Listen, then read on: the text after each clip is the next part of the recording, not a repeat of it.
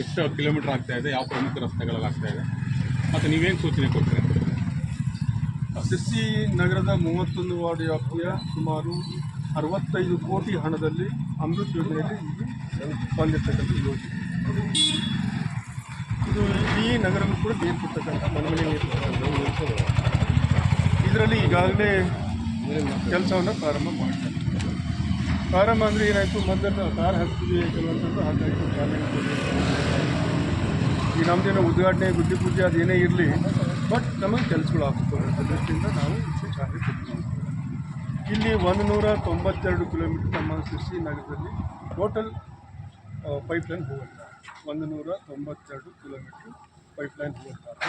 ಇದರಲ್ಲಿ ಈಗಾಗಲೇ ಅವ್ರು ಪೈಪ್ ಹಾಕಿರುವಂಥದ್ದು 72 ಕಿಲೋಮೀಟರ್ ಪೈಪ್ಲೈನನ್ನು ಈಗಾಗಲೇ ಹಾಕಿದ್ದಾರೆ.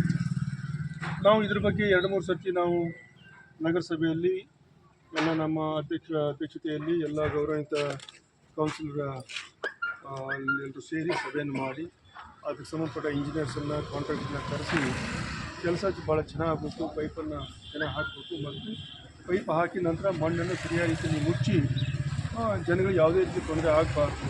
ಮತ್ತು ಹಾಗೆ ನೀರು ಏನು ಮಣ್ಣು ಎಲ್ಲಿ ತೆಗೆದಿರ್ತಾರೋ ಪೈಪ್ ಹಾಕಿದ ನಂತರ ಅದು ಸರಿಯಾದ ರೀತಿಯಲ್ಲಿ ನೀರನ್ನು ಬಿಟ್ಟು ಸರಿ ಅದನ್ನು ಸೆಟ್ಲ್ ಆದ ನಂತರ ಅದಕ್ಕೆ ಕಾರ್ ಹಾಕಬೇಕು ಅಂತ ನಾವು ಹಿಂದೂ ಕೂಡ ಸೂಚನೆ ಕೊಟ್ಟಿದ್ದೀವಿ. ಇದು ಏನಿಲ್ಲ, ಅವರು ಬೇಗ ಮಾಡಬೇಕು ಅಂತೇಳಿ ಇಷ್ಟೊಂದು ವೇಗವಾಗಿ ಅವ್ರು ಕೆಲಸವನ್ನು ಮಾಡಿದ್ದಾರೆ. ಭಾಳಷ್ಟು ಕಡೆ ಕೆಲಸ ಆಗಿರುವಂಥದ್ದು ಸರಿ ಆಗಿಲ್ಲ ಅನ್ನೋಂಥದ್ದು ಭಾಳಷ್ಟು ಜನರು ನಮಗೆ ಫೋನ್ ಮಾಡಿ, ಅಧ್ಯಕ್ಷರು ಫೋನ್ ಮಾಡಿ, ಎಲ್ಲ ಕಮಿಷನರ್ಸು ನಮ್ಮೆಲ್ಲ ವಾರ್ಡಿನ ಸದಸ್ಯರು ಕೂಡ ಫೋನ್ ಮಾಡಿ ಸಹಜವಾಗಿ ಹೇಳ್ತಾರೆ, ಅವ್ರ ನೋವನ್ನು ವ್ಯಕ್ತಪಡಿಸ್ತಾರೆ.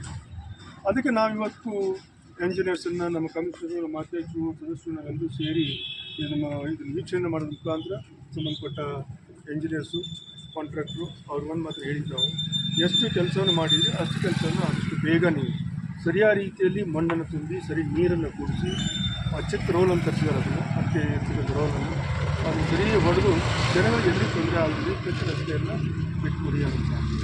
ಅದರಲ್ಲಿ ಇನ್ನೊಂದಾಗುತ್ತೆ, ಅವ್ರು ಹೇಳೋಂಥ ಮಾತು, ಇಲ್ಲ ಇದೊಂದು ವರ್ಷ ಮಳೆಗಾಲದಲ್ಲಿ ಸರಿಯಾದ ರೀತಿಯಲ್ಲಿ ಸೆಟ್ಲ್ ಆದರೆ ನಾವೇನು ತೆಗೆದಿದ್ವಿ ಎಲ್ಲಿ ಓಪನ್ ಮಾಡಿದ್ವಿ ಪೈಪ್ ಹಾಕೋಕ್ಕೆ, ಅದು ಇದೊಂದು ಮಳೆಗಾಲದಲ್ಲಿ ಸರಿಯಾಗಿ ಮಳೆಯಲ್ಲಿ ತೋದು ಸೆಟ್ಲ್ ಆದ ನಂತರ ನಾವು ಟಾರ್ ಹಾಕಿದ್ರೆ ಚೆನ್ನಾಗತ್ತೆ ಅಂತಂದು ಅದ್ರ ಬಗ್ಗೆ ಮಾತೇ ಇಲ್ಲ.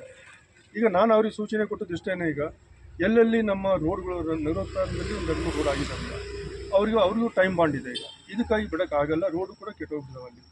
ಅದಕ್ಕೆ ಎಲ್ಲೆಲ್ಲಿ ನಗರೋತ್ಥಾನ ಕೂಡ ಆಗ್ತಾ ಇದ್ದಾವೋ ಅಲ್ಲಿ ಅದನ್ನು ಸರಿಯಾದ ರೀತಿಯಲ್ಲಿ ನೀರನ್ನು ಬಿಟ್ಟು ಸರಿ ನೀರು ಕೊಡಿಸಿ ಮಣ್ಣು ಸೆಟ್ಲನ್ನು ಮಾಡಿ ಅವ್ರಿಗೆ ಕಾರ್ ಹಾಕೋಕ್ಕೆ ಅವಕಾಶ ಮಾಡಿಕೊಡಿ ಅಂತ ಕೊಟ್ಟಿದ್ದೀವಿ ನಾವು.